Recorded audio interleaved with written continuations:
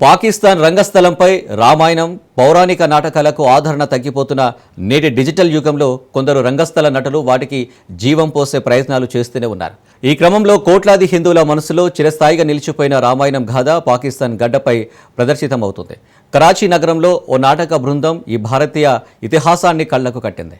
ఇందులోని కళాకారులు పాకిస్తానీయులే కావడంతో పాటు స్థానికుల నుంచి ప్రశంసలు వెల్లువెత్తడం విశేషం. పాకిస్తాన్కు చెందిన యోగేశ్వర్ కరేరా, రానా కజ్మాలకు నాటక రంగంపై మక్కువ ఎక్కువ.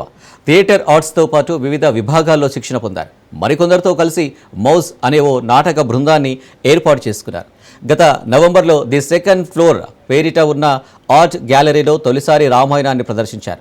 దానికి మంచి ఆదరణ రావడంతో పాటు పాక్ నాటక రంగంలోనే మైలురాయిలుగా నిలిచింది. దీంతో మరిన్ని హంగులు జోడించిన ఈ బృందం కృత్రిమ మేధ సాయంతో వేదికను రంగులమయంగా మార్చారు. ఆర్ట్స్ కౌన్సిల్ ఆఫ్ కరాచీలో ఇటీవల 3 రోజుల పాటు దీన్ని ప్రదర్శించారు. రామాయణం నాటకాన్ని ప్రదర్శిస్తే స్థానికంగా విమర్శలు, బెదిరింపులు ఎదురవుతాయని ఎప్పుడు భావించలేదని డైరెక్టర్ యోగేశ్వర్ ఖరేరా తెలిపారు.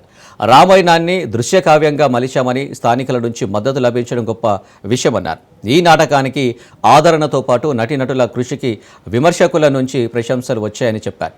ఈ పురాణ కథను ప్రేక్షకులకు చూపించాలనే ఆలోచనతో ఈ నాటకం ప్రదర్శించినట్లు ప్రొడ్యూసర్, ఈ నాటకంలో సీత పాత్రలో కనిపించిన రానా కజ్మా పేర్కొన్నారు.